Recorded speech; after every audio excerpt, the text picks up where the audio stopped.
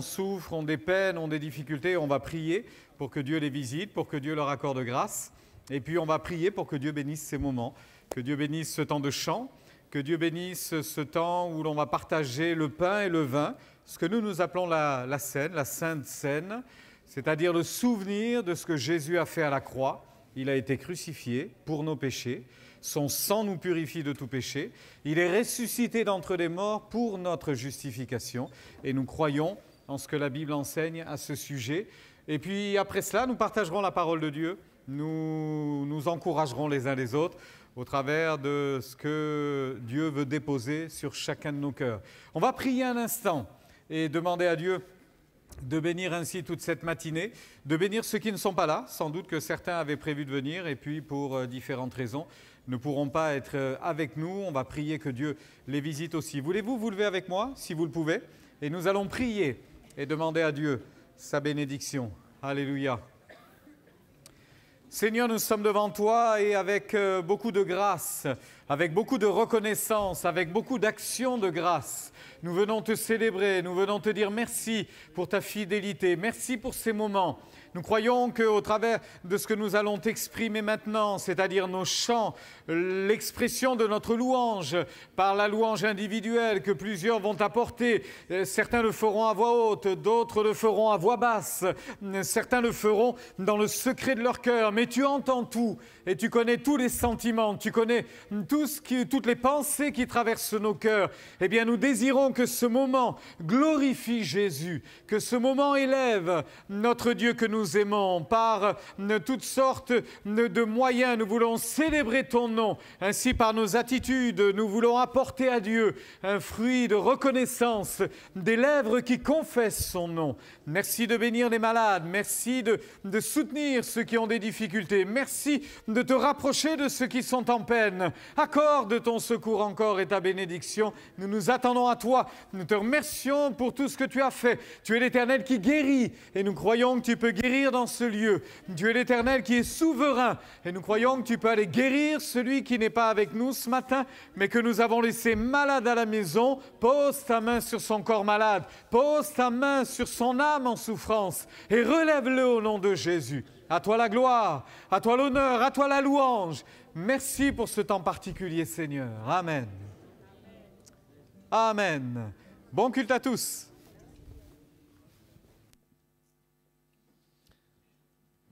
Bonjour à tout le monde. Oh, vous pouvez rester debout, ma foi, pour louer Dieu. Pour ceux qui le veulent, en tout cas. J'espère que vous allez bien ce matin. Vous êtes avec moi à l'église de la Rencontre. Amen. Bienvenue aux personnes aussi, peut-être qui nous rejoignent, qui ne connaissent pas l'église. Bienvenue dans ce temps de louange. Nous, on aime chanter, on aime louer notre Dieu, parce qu'on croit que dans ces moments où on est en train de le louer, on est en train de l'adorer, on est en train de déclarer qui il est, il vient nous rejoindre dans ce lieu. Il y en a qui confirment ce que je dis. Amen. Il vient nous rejoindre. Et moi, j'aimerais vraiment, au travers de ce temps de louange, vous inviter à avoir soif de connaître Dieu encore. Amen. Il y a un personnage dans la Bible qui s'appelle Moïse, qui a fait cette déclaration qui m'a beaucoup inspiré cette semaine quand je préparais ces temps. Moïse, c'était quelqu'un qui avait le privilège d'interagir avec Dieu presque face à face. Okay, à un moment, il y a un passage où la Bible nous dit qu'il lui parlait comme à un ami. Waouh, cette déclaration, avoir le Dieu tout-puissant et lui parler comme à un ami face à face. Et Moïse va faire cette déclaration à un moment, alors que Dieu lui promet qu'il sera avec lui, avec le peuple, qui pourvoira à leurs besoins. Sa réponse de Moïse, ça va être « Fais-moi voir ta gloire ». Amen. Je ne sais pas vous, mais moi, ça m'a inspiré, parce que je me suis dit, Dieu donne ce qu'il veut à Moïse, il promet qu'il accompagnera le peuple. Et c'est quoi le cœur de Moïse derrière? C'est pas de dire, ok, j'ai ce qu'il me faut, j'ai ce dont j'ai besoin. C'est non, Seigneur, je veux te connaître plus quand même. Amen. Est-ce que ça peut être notre déclaration ce matin? Oui, tu es le Dieu qui pourvoit, oui, tu es le Dieu qui guérit, oui, tu es le Dieu qui comble mes besoins, mais ce que je veux, c'est connaître ton cœur. Fais-moi voir ta gloire ce matin. Il y en a qui sont avec moi? Amen. Ok. Donc on va prendre ce chant qui dit, ouvre les yeux de mon cœur. Moi, j'en ai besoin, je ne sais pas vous, mais moi, cette semaine, j'ai besoin que Dieu ouvre les yeux de mon cœur spirituel pour que je le voie, je le rencontre, je le découvre à nouveau. On y va?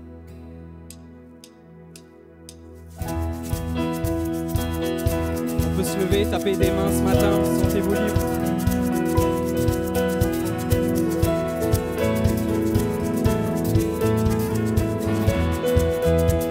On y va. Ouvre les yeux de mon cœur, Père. Ouvre les yeux de mon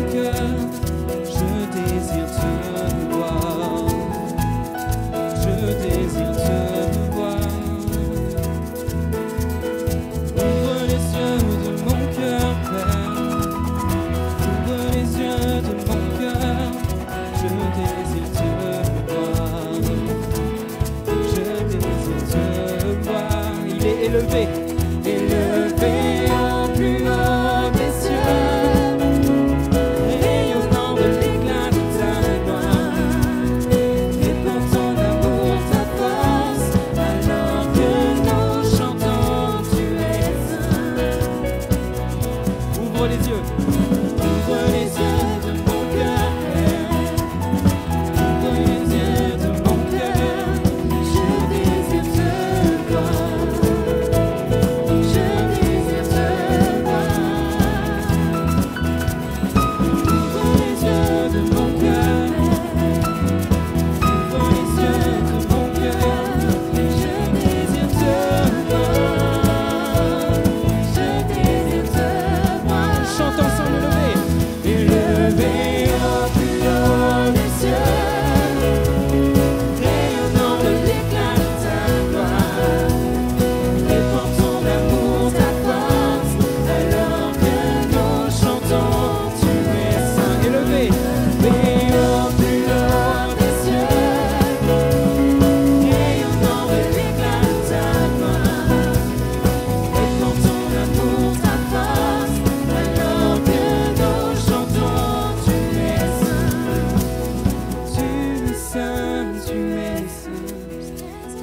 Tu es saint, tu es saint.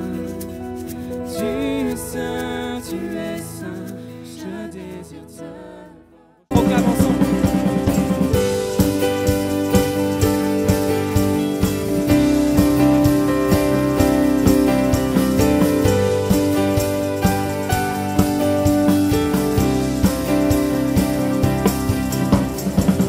Je veux le proclamer du sommet des montagnes, ta grâce et son limite, ta bonté sans égal, ta tendresse m'envahit, ta bonté me poursuit, ton amour est merveille.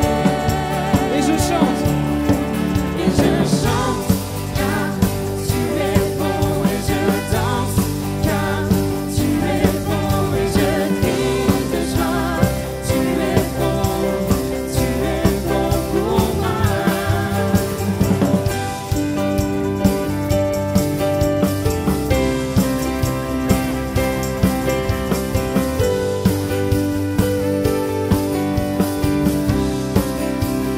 Rien dans tout l'univers.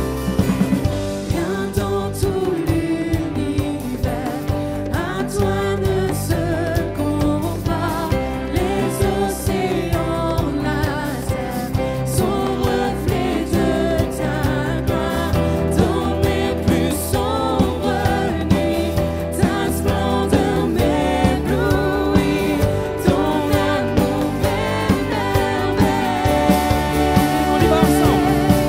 Et je chante, car tu es bon, et je danse, car tu es bon, et je crie de joie. Tu es bon pour moi. Et je chante, car tu es bon, et je danse, car tu es bon, et je crie de joie. Tu es bon pour moi. Ma vie te célèbre, tu es bon, bon soleil, nuit, mon cœur te le dit, tu es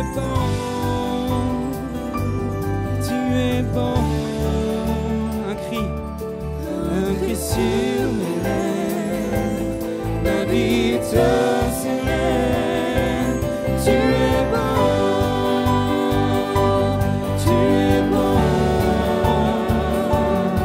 mon soleil brille, mon cœur te le dit, oh oui tu es bon,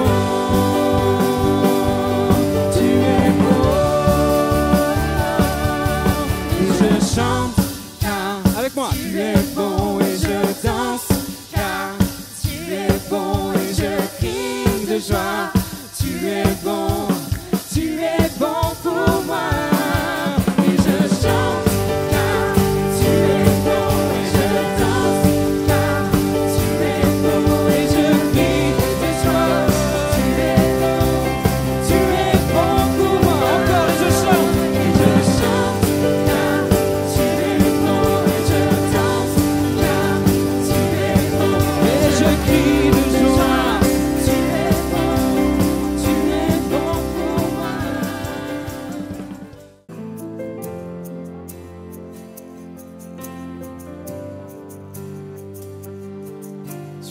étais, tu es, tu seras toujours le même, toujours le même.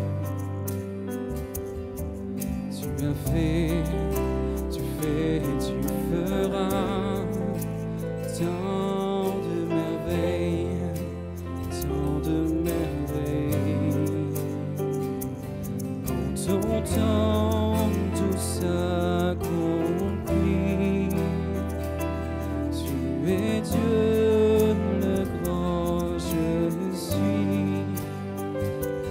Tu nous ouvres grand les portes du ciel. Tu nous fais vivre ta présence bien plus précieuse que les plus beaux diamants. Elle nous suffit à chaque instant. Elle nous suffit pleinement.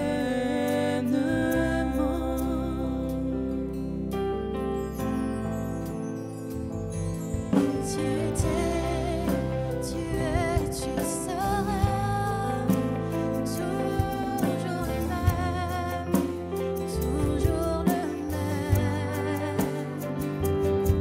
Tu as fait, tu fais, tu feras tant de merveilles, tant de merveilles.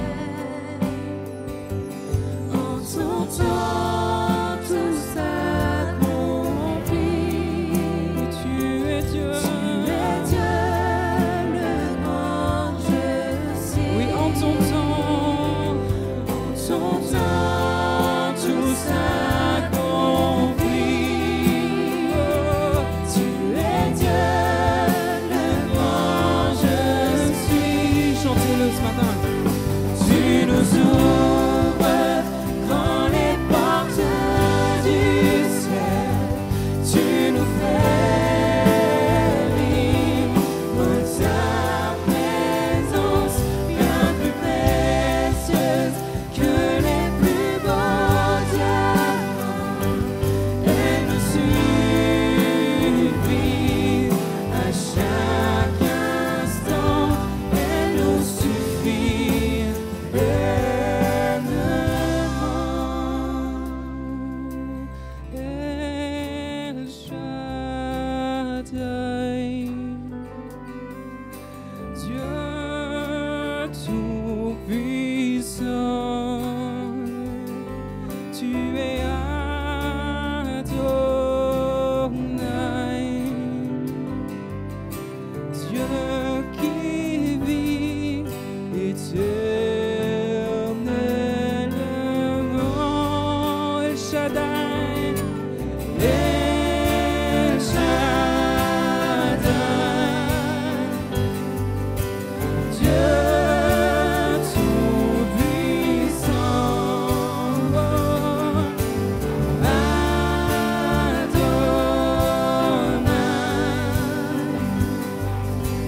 Dieu qui vit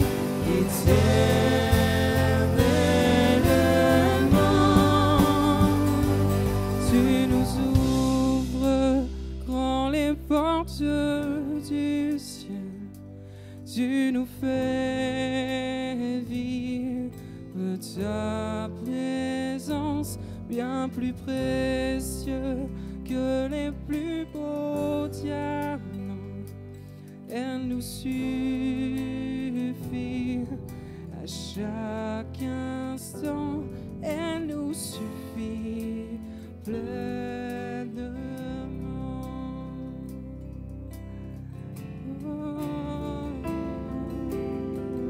Nous rentrons dans ta présence ce matin, Seigneur. T'apporter notre louange, notre reconnaissance, notre adoration, parce que tu nous as ouvert les portes du ciel, qui nous étaient fermées à cause du péché. En Jésus-Christ, les portes sont ouvertes pour nous. Humblement, on peut s'approcher, Seigneur, tel que nous sommes, et te connaître, Seigneur, te parler, t'écouter, nous parler. Louange, gloire, gloire pour ce miracle. Alléluia. On peut le louer, on peut l'adorer ensemble, d'une seule voix, comme un seul corps. Oh.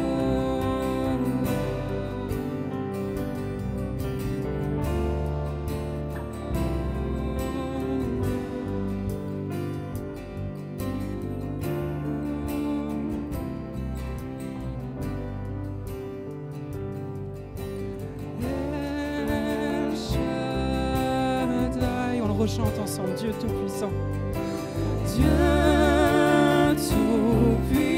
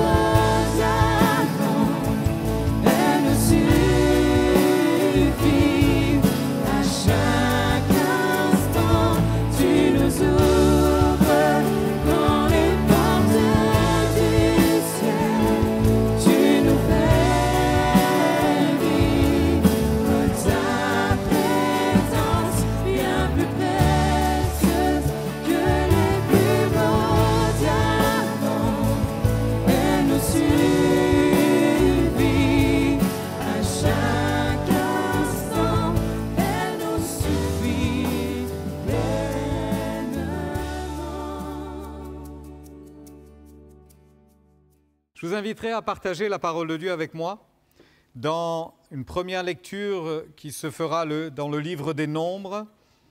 Le livre des Nombres est un livre de l'Ancien Testament, Genèse, Exode, Lévitique, Nombres, où, comme son nom l'indique notamment, ça commence par dénombrer les familles en Israël, etc., mais pas que cela.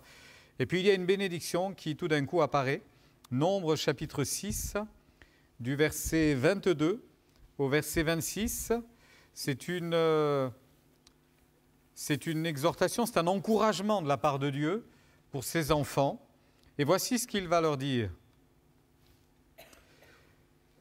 L'Éternel parla à Moïse et dit, « Parle à Aaron et à ses fils, et dit, vous bénirez ainsi les enfants d'Israël, vous leur direz, donc c'était une injonction, quand vous rencontrez les enfants d'Israël, quand vous les verrez, quand vous serez les uns avec les autres, dites-leur que l'Éternel te bénisse et qu'il te garde, que l'Éternel fasse luire sa face sur toi et qu'il t'accorde sa grâce, que l'Éternel tourne sa face vers toi et qu'il te donne la paix.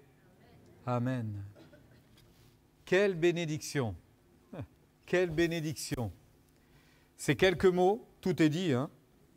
Il est parlé de bénir, il est parlé de bienveillance, il est parlé d'une présence, que sa face luise sur toi, qu'il t'accorde sa grâce, qu'il soit là à tes côtés, qu'il te donne sa paix. Bon, tout est dit là. Hein? J'ai intitulé ce message « Il suffit de veiller ». Il suffit. On l'a chanté dans un des cantiques. Il me suffit. Il me suffit. Ça veut dire tellement de choses. Il suffit de faire cela. Vous le savez, hein, quand on dit à quelqu'un, ben écoute, c'est très simple. Tu n'as qu'à faire cela. Il te suffit de faire ça et ça va marcher. Il te suffit. Ça semble facile, non?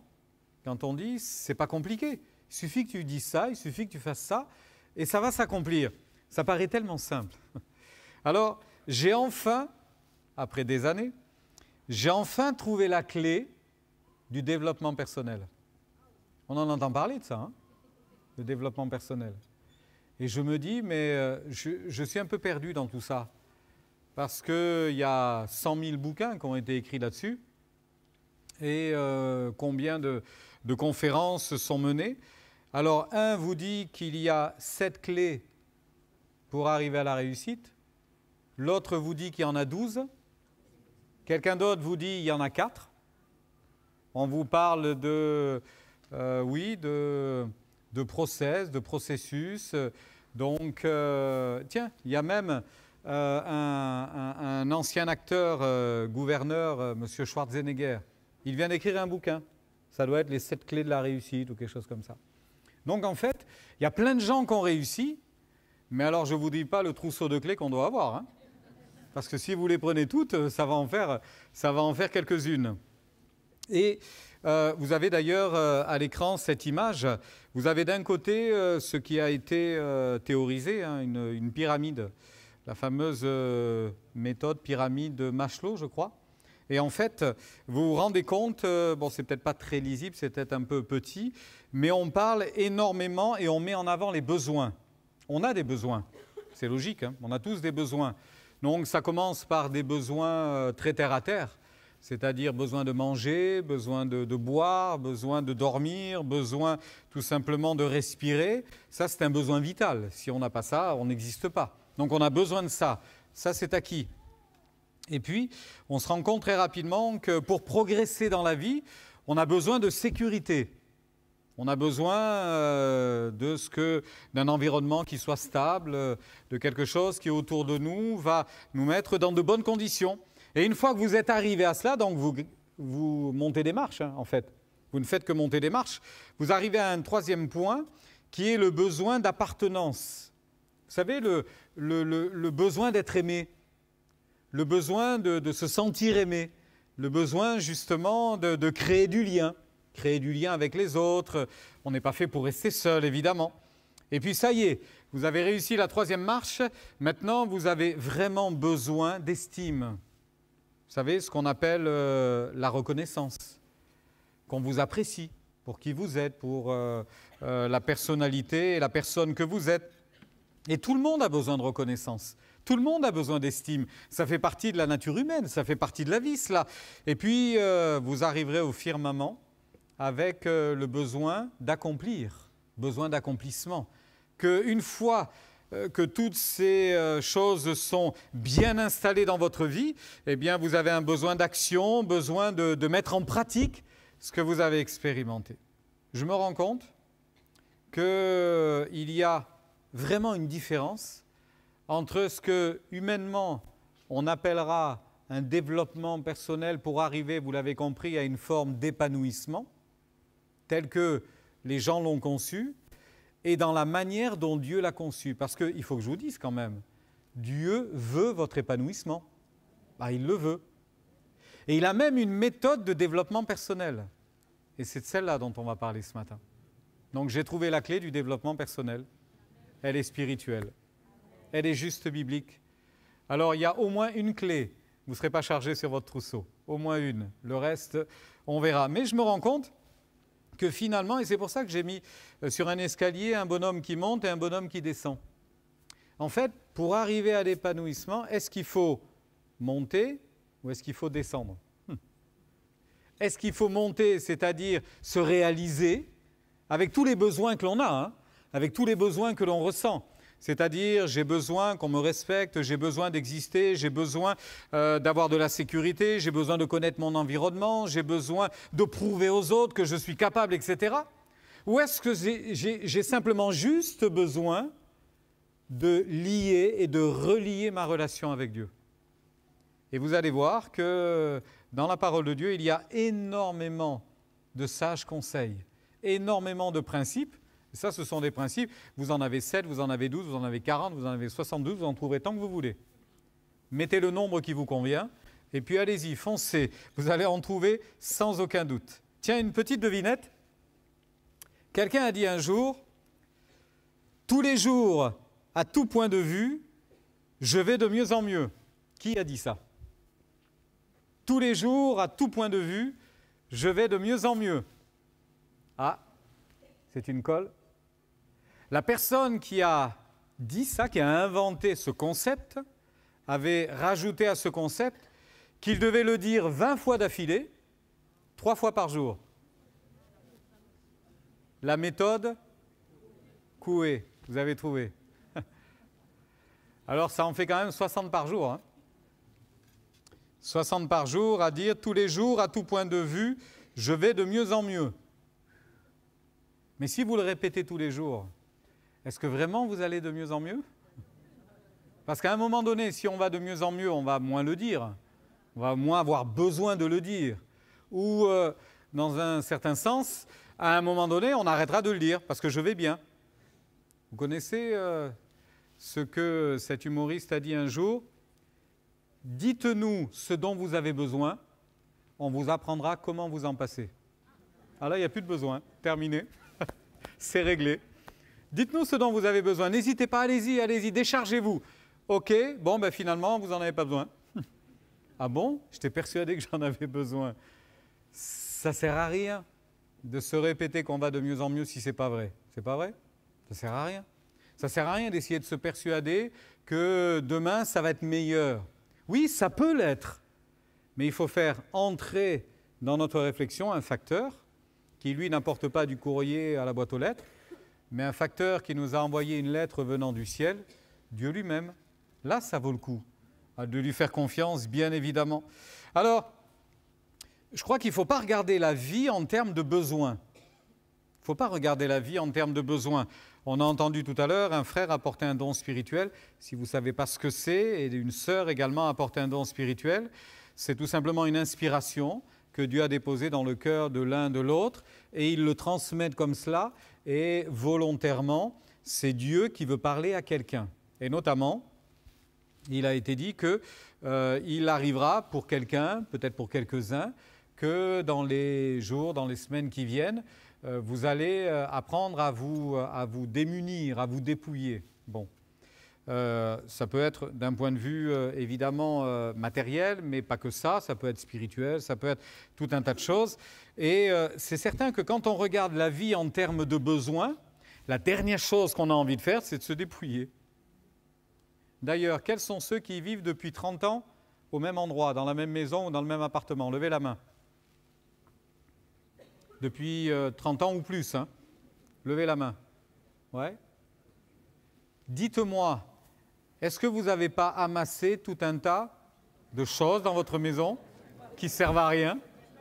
Franchement. Ouais, c'est vrai, hein? Eh bien, je vous souhaite juste une chose, de plus déménager. Parce que là, vous allez en avoir jusque-là. Hein? Voyez le besoin, ce que ça semble produire. Ah, mais j'en ai besoin, j'en ai tellement besoin. Et une fois qu'on l'a, ça finira au garage, ça finira à la cave, ça finira dans un endroit, et on va plus l'utiliser. C'est ça le besoin. Si on regarde la vie en termes de besoin, on n'arrêtera jamais. On n'arrêtera jamais. On aura toujours besoin de quelque chose. La Bible nous enseigne, et là, franchement, ça peut être une découverte pour vous, la vie nous enseigne au contraire qu'il faut considérer la vie en termes de devoirs, d'efforts et d'impératifs. Ce n'est pas la même chose. C'est pour ça que c'est pas très fun le message de la Bible. Ce n'est pas très audible aujourd'hui, le message biblique. Parce qu'on parle d'efforts. On parle de renoncement. Voilà pourquoi il y en a un qui veut grimper et il y en a un autre qui veut descendre. Voilà pourquoi il y en a un qui se dit, pour réaliser, pour vraiment, entre guillemets, me réaliser, c'est-à-dire être épanoui dans la vie, je ne vais pas calculer tout ce que je possède, mais je vais calculer ce que Dieu représente pour moi. Parce qu'entre parenthèses, vous avez un homme, un apôtre qui dira ceci, le monde passe. Et ça convoitise avec. Le monde passe. Hier, vous aviez 15 ans. Je dis hier, mais c'était il y a 72 ans. Vous avez compris, hein? Eh oui, ça passe vite le temps. Ça passe excessivement vite. Donc le monde passe. Et tout ce qu'on essaye de glaner, de garder, de préserver, mais tout ça, demain, ça partira. Qu'est-ce qu'il nous restera dans le fond? Et on s'aperçoit justement que quand on regarde la vie en termes de devoirs, d'efforts, on comprendra qu'il suffit uniquement de veiller. Il suffit uniquement de veiller. De veiller sur quoi alors? Eh bien, tout simplement de veiller sur son âme. Éveille-toi, mon âme. Réalise qui est Dieu. Réalise ce qu'il a fait pour toi. On l'a chanté. Éveille-toi, mon âme. Réveille-toi. Pour certains, il est important de réaliser ce que Dieu peut faire, ce que Dieu veut faire. En fait, veiller, ce serait le contraire de la distraction, ce serait le contraire de la paresse, ce serait le contraire sans doute de la légèreté, ce serait le contraire de l'inaction, veiller. D'ailleurs, j'avais prévu de vous citer ce verset en conclusion, mais je peux vous le dire maintenant. Vous vous souvenez que Jésus, juste avant d'être arrêté, va aller dans le jardin de Gethsémanée. Il va y passer quelques heures avec ses disciples. Et à un moment donné, l'angoisse le saisit parce qu'il sait ce qui va arriver. Il sait qu'il va être arrêté, qu'il va être jugé, on va le frapper, on va le gifler, on va le fouetter et on va le crucifier. Et ça, c'est dans quelques heures. Il est bien au courant de cela, lui le sait. Il a eu beau prévenir les disciples, ils n'ont pas bien saisi la chose, ils n'ont pas bien compris, ils ne sont pas persuadés que les choses vont se réaliser ainsi, mais lui le sait. Alors à un moment donné, il va dire à ses disciples, restez là, attendez-moi, je m'en vais un peu plus loin, priez, mais veillez avec moi. Veillez avec moi. Et il va s'en aller à un jet de pierre à quelques mètres, quelques 10, 15, 20 mètres. Il va se mettre à genoux et il va prier. La Bible dit que l'angoisse va le saisir. Il va même aller jusqu'à dire, Père, si cette coupe pouvait s'éloigner de moi, si je pouvais éviter de passer par là. Et puis évidemment, avec beaucoup de sagesse et beaucoup de force, il dira, non pas ma volonté, mais la tienne, Seigneur. Et puis au bout d'une heure, il revient vers les disciples. Ils n'ont pas veillé, ils sont endormis. Alors il va les réveiller en disant, mais vous n'avez pas pu veiller 1 heure, juste 1 heure avec moi. Vous imaginez qu'ils ont dû baisser les yeux, un peu gênés, un peu troublés. Et Jésus va leur dire, mais veillez, veillez. La chair est faible, l'esprit est bien disposé, mais la chair est faible, la tentation est là, veillez. Et il s'en retourne, il revient 1 heure plus tard, il dort encore. Et il les réveille à nouveau. 1 heure, je vous demande 1 heure. Il s'en va une 3e fois, il revient, il dort encore. Alors évidemment, le combat est spirituel, c'est très particulier dans ce jardin. Et d'ailleurs, tous les évangiles qui en parlent, 3 des 4 évangiles en parlent un peu plus précisément. Dans un des évangiles, il est dit qu'ils étaient endormis de tristesse. Dans un autre, appesantis par le sommeil, comme si l'épreuve, le poids était tellement lourd qu'ils n'ont pas résisté, ils n'ont pas réussi à batailler, à lutter. Mais tout de même, Jésus leur dira, veillez, veillez, c'est tellement important. Alors, ne vous contentez pas de ne pas faire le mal. Ne vous contentez pas de ne plus faire le mal. Certains sont, et c'est bien, fiers de ça. Avant, si vous m'aviez connu, ma vie était un désastre. Aujourd'hui, je vis autrement, et Dieu merci, je ne fais plus le mal. C'est parfait. Mais ne vous contentez pas de ne plus faire le mal, faites le bien. Eh oui, parce qu'on peut ne plus faire le mal, mais ne pas forcément faire le bien. Ne pas faire le mal, c'est déjà faire du bien, j'en conviens. Mais on peut faire plus, on peut faire plus. Sauf que si on ne veille pas, on va s'endormir, c'est sûr, comme ces gens-là se sont endormis. Alors il suffit, dans un premier temps, d'écouter. On va lire 2 textes dans le livre des Proverbes tout d'abord. Livre des Proverbes, au chapitre 8 et au verset 34. Ça, c'est une promesse de Dieu. Proverbes, chapitre 8, verset 34.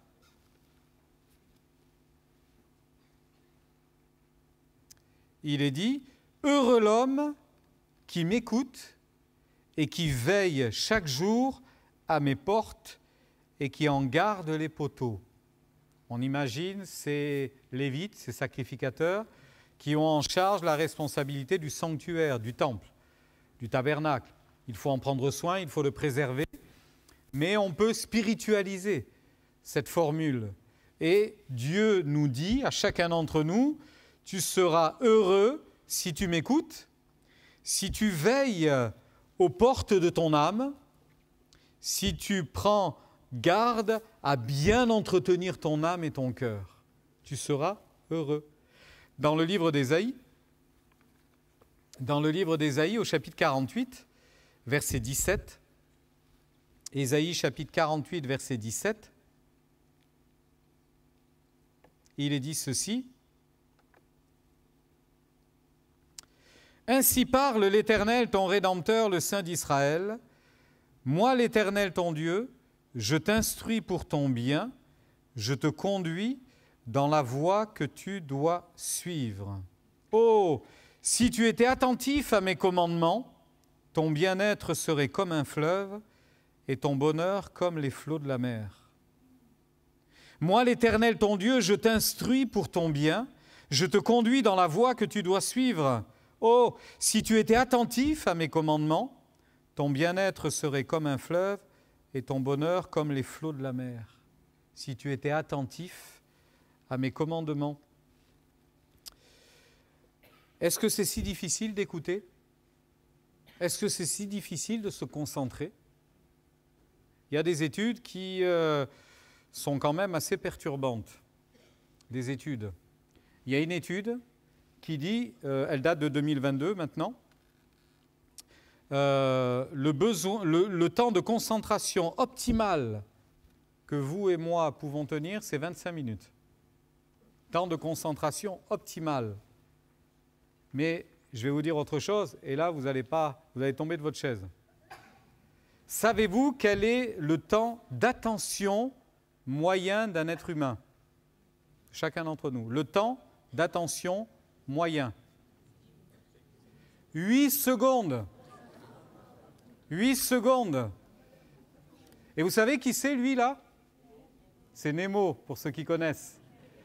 Et en fait, j'ai modifié la diapo, mais ce n'est pas arrivé jusqu'à ma clé USB, je suis désolé.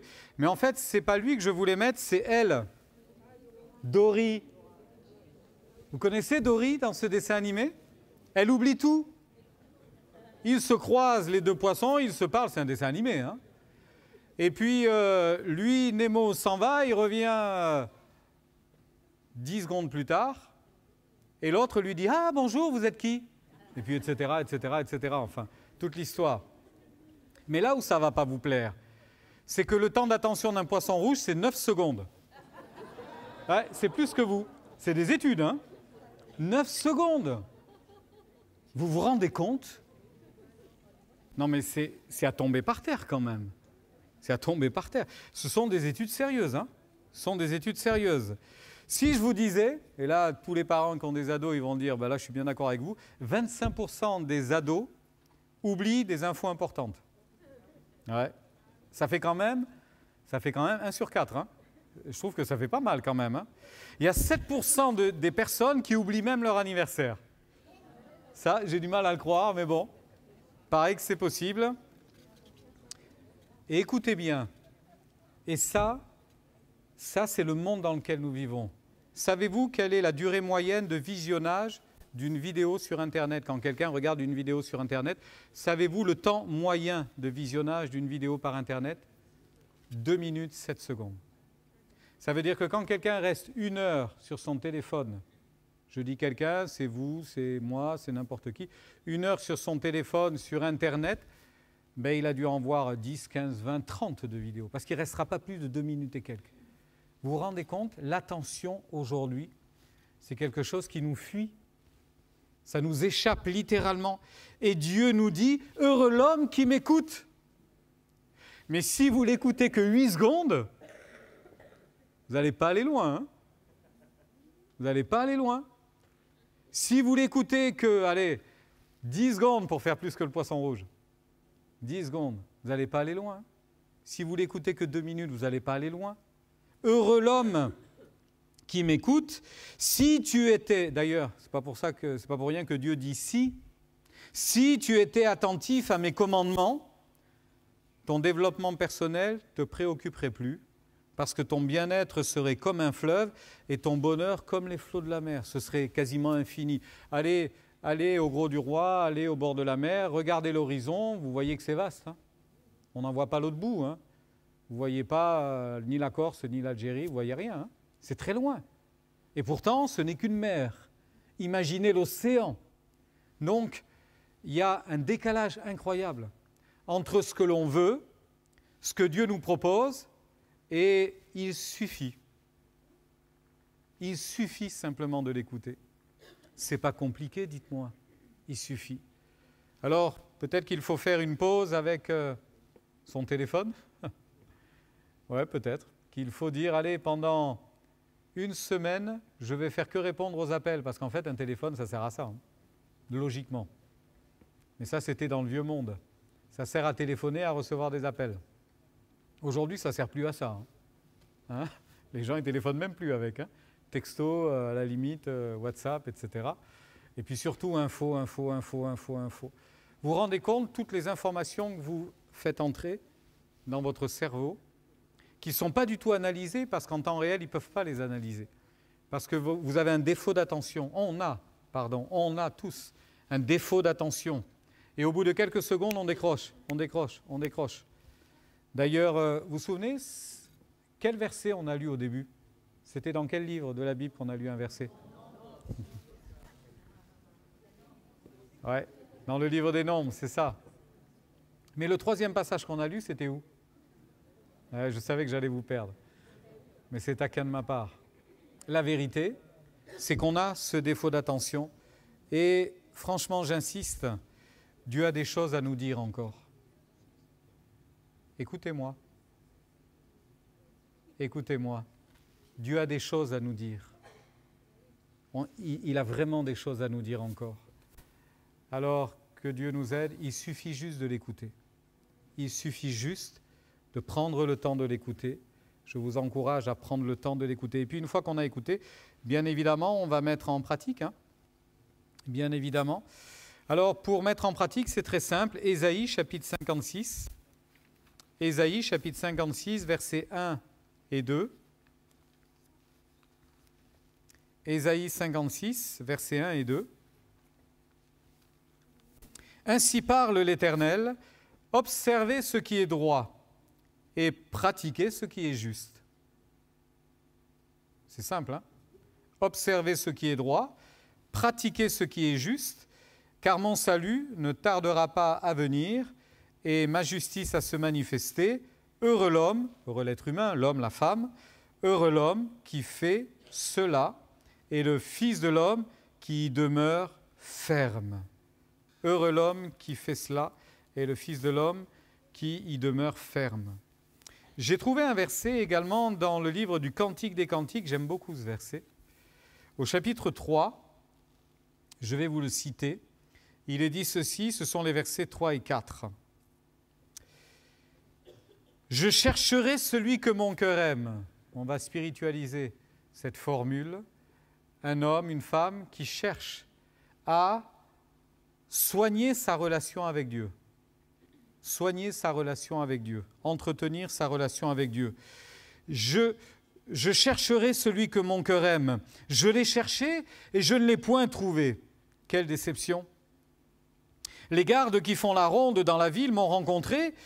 Avez-vous vu celui que mon cœur aime? C'est la question que je leur ai posée. Avez-vous vu celui que mon cœur aime? Visiblement, ils ne l'avaient pas vu. À peine les avais-je passés, écoutez bien, que j'ai trouvé celui que mon cœur aime, je l'ai saisi et je ne l'ai point lâché. Amen. Ah, je t'ai retrouvé, je ne te lâche plus maintenant. Je t'ai retrouvé, je te garde. Je l'ai saisi, il passait par là, je me suis jeté dessus si vous voulez, je l'ai saisi et j'ai dit maintenant, je ne te lâche plus. Je veux que tu restes avec moi, je veux que tu restes dans mon cœur. Soigner sa relation avec Dieu. Frères et sœurs, c'est la première des choses à faire. La deuxième des choses à faire, évidemment, c'est prendre soin de son âme. Psaume 141. Notez si vous voulez la référence. Psaume 141. Je ne vais pas vous la redemander tout à l'heure, mais quand même.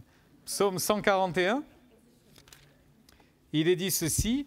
« Éternel, je t'invoque. Viens en hâte auprès de moi. Prête l'oreille à ma voix. Que ma prière soit devant ta face. Éternel, mets une garde à ma bouche. Veille sur les portes de mes lèvres. N'entraîne pas mon cœur à des choses mauvaises, à des actions coupables avec les hommes qui font le mal et que je ne prenne aucune part à leur festin. » Prendre soin de son âme, c'est éviter de dire des choses qui sont mauvaises, c'est éviter de regarder des choses qui sont mauvaises. Je vous ai dit que finalement, on peut être les gardiens des portes d'entrée de notre cœur. Et ça en fait partie, bien évidemment. Veiller sur ces portes d'entrée. C'est un autre psaume qui en parle de façon plus imagée et plus directe. Psaume 39. « Je disais, je veillerai sur mes voies, de peur de pécher par ma langue. Je mettrai un frein à ma bouche. Tant que le méchant sera devant moi, je suis resté muet. dans le silence. Je me suis tu, quoique malheureux, et ma douleur n'était pas moins vive. Mon cœur brûlait au-dedans de moi, un feu intérieur me consumait, et la parole est venue sur ma langue éternelle. Dis-moi quel est le terme de ma vie, quelle est la mesure de mes jours, que je sache combien je suis fragile, que je sache combien je suis fragile. En fait, il suffit de pratiquer ce que Dieu nous demande. Et là, on court, mais alors à vitesse grand V, vers l'épanouissement. Vous n'allez plus chercher les clés, hein. Vous avez trouvé. Il suffit d'écouter Dieu. Dieu nous dit, observe, pratique, fais cela, ferme ta bouche aux mauvaises paroles, ferme tes yeux aux mauvaises choses, mets dans ton cœur ce qui va le nourrir, ce qui va lui faire du bien. Tout un tas de conseils, et franchement, pas très compliqué à faire, hein. Pas très compliqué à mettre en œuvre. Mais vous comprenez, il suffit de faire cela. Nos paroles, nos discours, nos actions, nos intentions, cette nourriture spirituelle que l'on dépose dans nos cœurs. 1 Timothée, première épître de Paul à Timothée, dit ceci, je vous le cite cela encore, 1 Timothée chapitre 4 verset 16, « Veille sur toi-même et sur ton enseignement. » Veille sur toi-même et sur ton enseignement. Persévère dans ces choses, car en agissant ainsi, tu te sauveras toi-même et tu sauveras ceux qui t'écoutent. On ne met pas n'importe quoi dans notre enseignement. On n'écoute pas n'importe quoi. Avec Internet, vous avez le choix entre 100 000 prédicateurs, 10 000 pasteurs. Vous en avez dans toutes les langues, des grands, des petits, des gros, des maigres, des blonds, des bruns, des blancs, des noirs. Vous avez tout ce que vous voulez. Mais faites le tri. Faites le tri. Ne prenez pas n'importe quelle nourriture. Veillez, c'est toujours le même mot qui revient, veillez sur votre enseignement. C'est important. Veillez sur ce que Dieu dépose dans votre cœur. Je disais que c'est important, les paroles, évidemment. Dans le livre de l'Ecclésiaste, quel conseil sage l'Ecclésiaste donne-t-il à ce moment-là? Au chapitre 5, il dira ceci, « Ne te presse pas d'ouvrir la bouche, et que ton cœur ne se hâte pas d'exprimer une parole devant Dieu, car Dieu est au ciel et toi sur la terre, que tes paroles soient peu nombreuses. » Réfléchir avant de parler. Tournez votre langue 7 fois dans votre bouche avant de parler. Vous connaissez le proverbe, hein? Bref, de Dieu, nous n'en saurons jamais assez. C'est pas vrai? De Dieu, nous n'en saurons jamais assez. Je crois d'ailleurs que de Dieu, nous nous en lasserons jamais, hein? J'ai pas envie de me lasser de connaître Dieu, j'ai pas envie de me lasser de connaître des choses qu'il veut m'enseigner encore. Et de Dieu, nous ne devrions jamais nous en priver. Il suffit juste de veiller. Veiller à entretenir sa relation avec Dieu, veiller à prendre soin de son âme et veiller, évidemment, troisième point, aux portes d'accès, aux portes d'entrée à notre âme. Finalement, tout ceci nous amène à avoir de bonnes dispositions, hein, parce que ce sont des dispositions qui sont à portée de main. L'auteur de l'Épître aux Hébreux, écoutez bien, ça c'est pour vous, hein, dira ceci, « Veillez à ce que personne, nul, ne se prive de la grâce de Dieu. » Autant qu'on est ce matin, Dieu a suffisamment de grâce pour qu'on soit comblé, chacun d'entre nous. Pourtant, on est tous différents. On a tous des requêtes différentes, on a tous des besoins différents. Mais Dieu a suffisamment de grâce pour combler chacun d'entre nous. Amen. Chacun d'entre nous. Alors que nul ne se prive de la grâce de Dieu. Veillez à ce que nul ne se prive de la grâce de Dieu. Et d'ailleurs, dans cette même épître aux Hébreux, il est dit « Veillez les uns sur les autres, veillons les uns sur les autres pour nous exciter à la charité, à l'amour et aux bonnes œuvres. » On est là pour s'entraider, on est là pour s'aimer, on est là pour veiller les uns sur les autres. Vous savez que veiller sur, ça ne veut pas dire surveiller. Veiller sur, ça ne veut pas dire surveiller. Parce qu'aujourd'hui, surveiller, ça veut dire épier. Hein? Non, on n'est pas là pour vous surveiller. On n'est pas là pour se surveiller les uns les autres. Non. Mais on est là pour veiller les uns sur les autres. On est là vraiment pour veiller les uns sur les autres. Alors la clé, je vous ai dit qu'il n'y en avait qu'une. Hein. On va arriver à la fin. La clé, c'est tout simple, c'est la prière. Je terminerai avec ça, c'est la prière. Vous avez 2 textes que vous avez à l'écran. Tout d'abord, Éphésiens, chapitre 6, verset 18. « Faites en tout temps par l'Esprit toutes sortes de prières et de supplications. Veillez à cela avec une entière persévérance. » Et dans l'Épître aux Colossiens, il est dit « Persévérez dans la prière. Veillez-y avec action de grâce. Veillez-y. » En fait, il suffit de veiller. Il suffit de veiller. Il suffit. Ça ne semble pas compliqué, et pourtant ça l'est. Je vous ai mis en figure un homme qui, pour moi, est, je trouve fascinant dans son histoire. Sans doute ne le connaissez-vous pas. Cet homme s'appelait Félix Neff. Il a vécu dans les années 1800. Et cet homme a été un évangéliste en France, et notamment un évangéliste dans les Hautes-Alpes, entre la Suisse, Genève, Grenoble et la frontière italienne du côté de Briançon, la vallée de Fressinière, le Queyras, etc. Cet homme a évangélisé ces endroits, mais il l'a fait été comme hiver. Et à l'époque, pour les plus anciens hauts alpins, ils vous diront que dans ces montagnes, il pouvait neiger, il pouvait tomber 7 mètres de neige par hiver, en cumulé. 7 mètres. Dans certains villages, et un village où cet homme va habiter quelque temps, va installer une maison. En fait, dans ce village, durant 3 mois d'hiver, on ne déneigeait pas, mais on faisait des tunnels sous la neige pour aller d'une maison à l'autre. On attendait que la neige tombe, parce que ça ne servait à rien de l'enlever, il en retombait autant. Et après, on creusait des tunnels pour se rendre visite, parce que sinon on était isolé pendant des mois. Dans ces endroits-là, on disait du climat que pour ceux qui habitaient là, il y avait 9 mois d'hiver et 3 mois d'enfer. 9 mois d'hiver, 3 mois d'enfer. C'était horrible. Et cet homme a décidé d'évangéliser ces populations qui, des siècles plus tôt, étaient issues de la réforme protestante. Beaucoup avaient été des huguenots chassés, des vaudois chassés dans les montagnes. Et donc, ils avaient trouvé refuge dans ces endroits. D'ailleurs, aujourd'hui, il existe encore un village, le village de Dormiouz. Vous n'y allez pas en voiture. Vous prenez un chemin muletier. Il n'y a pas de voiture qui monte jusque là-haut. Ils sont ravitaillés par un hélicoptère. Bon. Mais il y a des gens qui habitent encore à l'année là-bas. Le climat s'est un petit peu radouci tout de même. Cet homme allait dans ces endroits. Et cet homme évangélisé. Rendez-vous compte qu'il a traversé ces montagnes, le col de Manse et d'autres endroits, à pied, souvent à pied. Il lui fallait des jours et des jours pour atteindre son but. Et quand il arrivait dans un de ces villages, Fressinière ou d'autres, Château-Queyras ou d'autres endroits, Saint-Véran, il frappait aux portes pour dire « rendez-vous au temple », parce qu'il y avait des temples partout. Hein. « Rendez-vous au temple ». Imaginez le 15 février, 2 heures du matin, tout le monde se levait et allait au temple pour écouter le prêcheur, le prédicateur.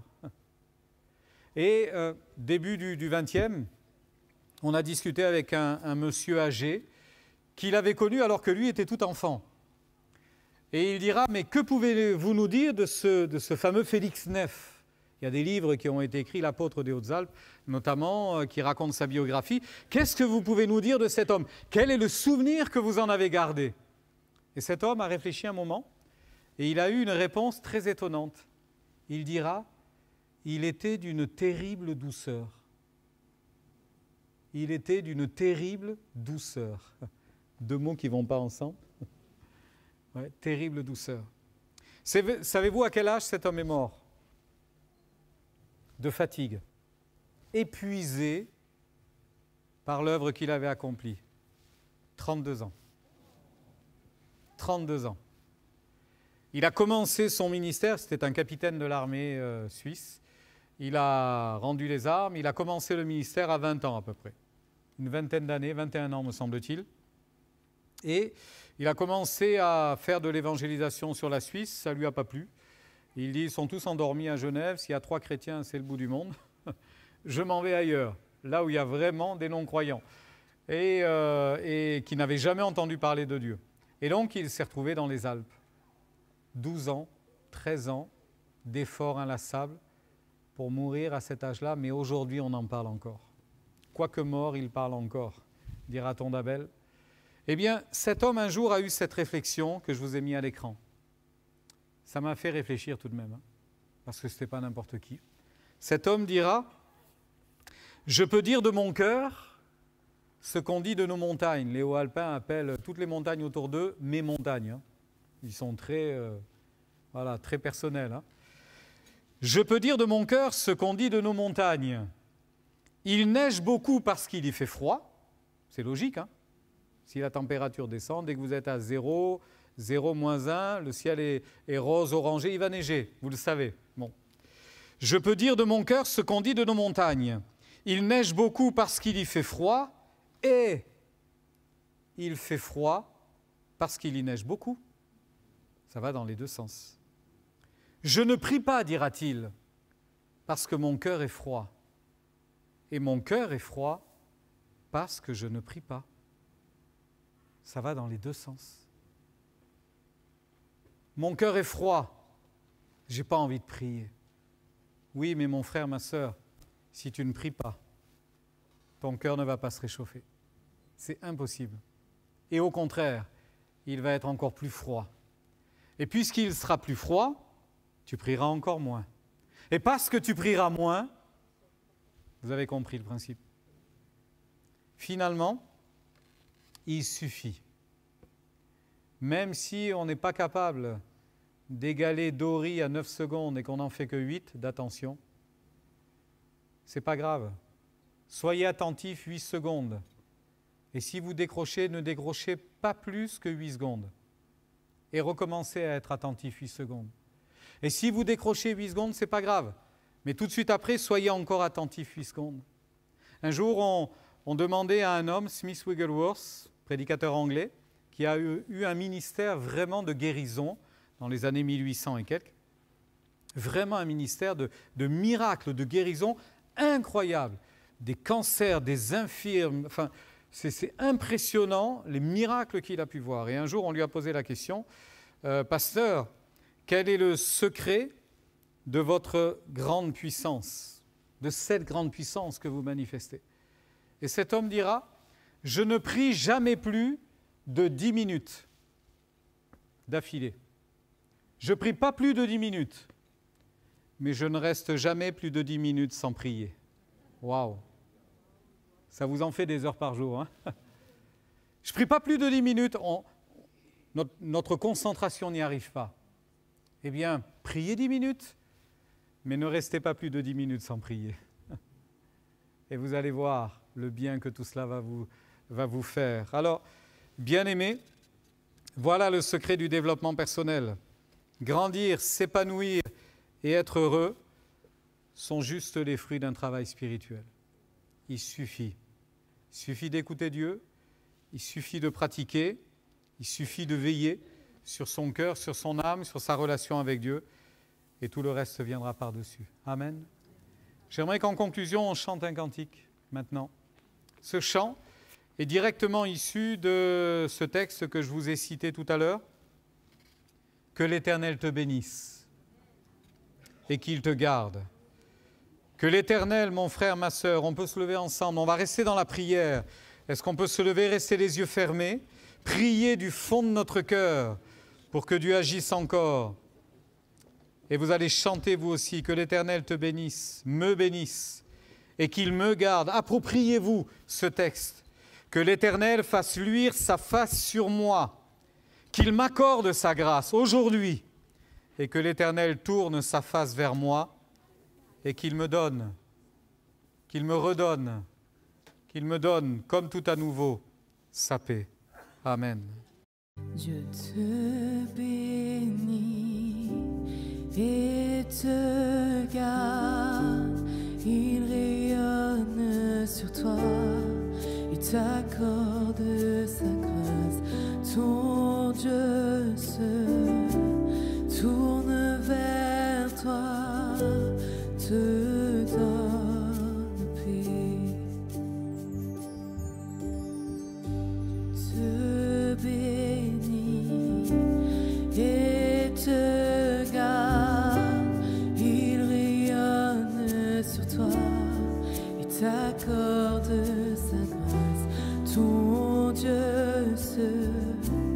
tourne vers toi, te donne paix.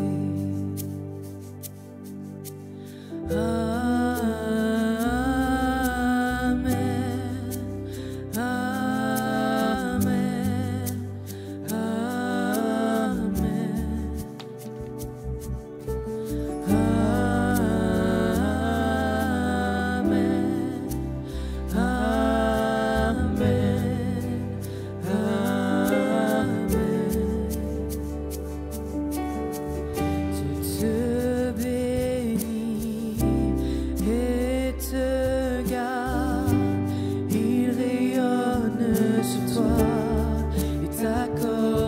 sa grâce, ton Dieu se tourne vers toi, te donne paix.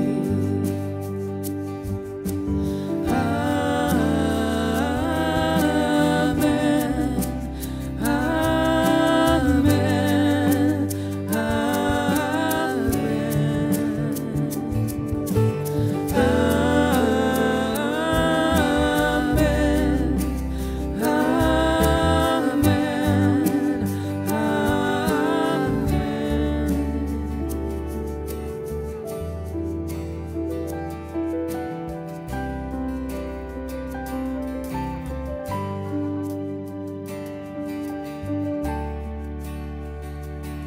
que sa faveur reste sur toi pour plus de 1000 générations, sur ta famille et tes enfants et les enfants de leurs enfants, que sa présence t'environne avec toi, à tes côtés, qu'elle t'inonde et t'entoure. Il est pour toi, il est pour toi, dès le matin jusqu'au coucher, à chaque pas, veillant sur toi, dans les larmes et dans la joie. Il est pour toi, il est pour toi, dès le matin jusqu'au coucher, à chaque pas, veillant sur toi, dans les larmes et dans la joie. Il est pour toi, il est pour toi, il est pour toi, il est pour toi, il est pour toi, il est pour toi, il est pour toi, il est pour toi.